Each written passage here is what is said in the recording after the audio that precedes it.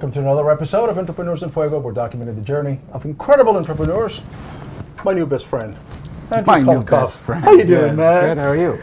CEO and co-founder of Mentor Mash. What is Mentor Mash? Mentor Mash Amongst other businesses that you have. Mentor Mash was birthed out of this mind. I suffer from the malady I call of thinking big. And because I've done it before, and I got to live the American dream, and actually made the front page of USA Today for a product I invented, which I'm not sure if you know or don't know. And I realized in a lot of my endeavors in giving back to the community, I've been volunteering as a mentor, my goodness, for over 6 years now, in Phoenix here, which is a big, there's a big incubation community here, as you're well aware of. It's becoming bigger and bigger.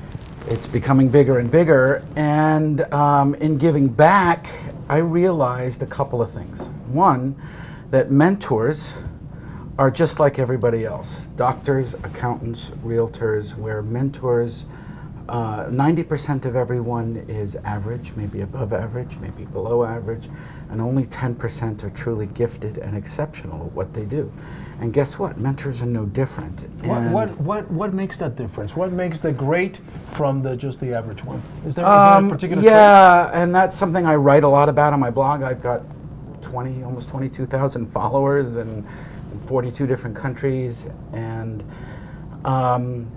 that'll take us down another path, but it's a really good path to go down. Sure. So I think what you're asking maybe is really, where does success come from? I mean, I've had the opportunity I think I've mentored over 500 startups and small business owners, so I've had the unusual experience to kind of really understand what's going on here. And what I found is, something I always say is that your career, your business will only ever be about as good as you are, and about as good as you are is about as good as it is going to get. Yet everything that we learn in life and everything that society teaches us is to focus on it. We get an education for it, training for it, we need people for it, technology, everything is for it. But the one thing I learned is that the happiest, most successful people work on themselves almost as much as they work on it. So what I found is that most of these successful entrepreneurs are really good at how is what I call they be, rather than how they do. Now, that invites a whole host of questions. I see. I see. I'm ready to fire. So this is something I have basically dedicated my life to understanding, is this being, rather than everybody's talking about the doing. And that's fine. Doing is really important, but if you don't know how to be an entrepreneur, how to be a great wife or husband, how to be a great father, then the doing is, you're just focused on that, and it doesn't really take you across the finish line. Give me an example. So I would often, when I first started out volunteering as a mentor, I did as most mentors would do. I would look at the business, I would look at the people, I would look at the opportunities, I would look at the market, I would look at where they're at, where they were, and where they're going. Okay. And I would put together what I would call my recipe book for here's what needs to happen. And if business and execution was a recipe book, everybody would be successful. Of course. What I found out was that most people have limiting beliefs, they don't know how to delegate, they don't necessarily do sales, they couldn't get out of their way. The list is long. So there's a gap between learning or being trained and incorporating that training and learning and executing on it.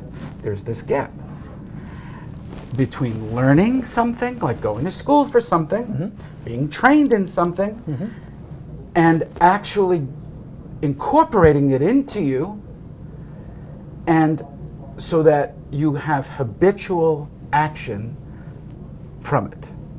There's this, what is most people think is this mysterious thing, this gap, this opening between it.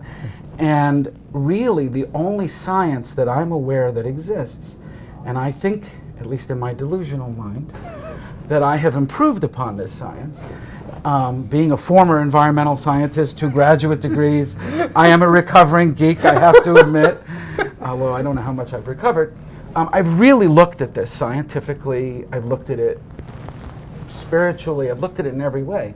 And the only science that exists is mentoring. However, most mentors are only focused on the doing and the it. And what I found out, and what Mentor Mash is, and here's where we come back to the beginning. What Mentor Mash is a new way to mentor, meaning they get a leadership and personal development mentor. They meaning the Well, mentorees? yes, but we're focused on the franchise industry, which Okay. maybe we'll dive down All right. in a little bit. So what they get is I've developed a process, Terry and I. That would be Terry Mullane. Correct. And it was birthed out of, like I said, this little brain. And then Terry helped collaborate and make this possible. So, so what it is they get 2 mentors, a leadership and personal development mentor, and a business mentor. And then we put the 2 together in a process that creates a more holistic understanding of what the success development process is. And you apply this to We apply it to the franchisees. franchise, and here's why. The franchise Here's industry. why. All right. Because what I found out the hard way, Francisco, is that incubators don't value mentors because mentors come in for free. Why, you know? And then people who come in and out of incubators and even co-working spaces, they Sure. think mentors just come in for free and they go. Sure. What they don't understand is that most mentors are volunteering and they're not truly gifted and they don't truly deliver success. They're more telling about your doing rather than helping you find the wisdom within yourself, which is where the greatest wisdom comes from. So we put the whole thing together, and the reason why we focus on the franchise industry is because I found a vertical that values what we do. 82%, well, before I even get there, 15% of our nation's GDP comes from the franchise industry. 15%. And 82% of people that buy a franchise have never owned a business. And then on top of that, they get training, industry average for 10 days, and then they're in business. So Right. what happens is there's this gap in the franchise industry where they're taking new franchisees, it's taking them a long time to recoup their money and get back to black. So I started investigating, before I even started focusing Mentor Mash towards this vertical, this industry and talking to many within the industry. And out of that experience, I wrote an article. Out of that article, it wound up getting picked up by Franchise Info World magazine.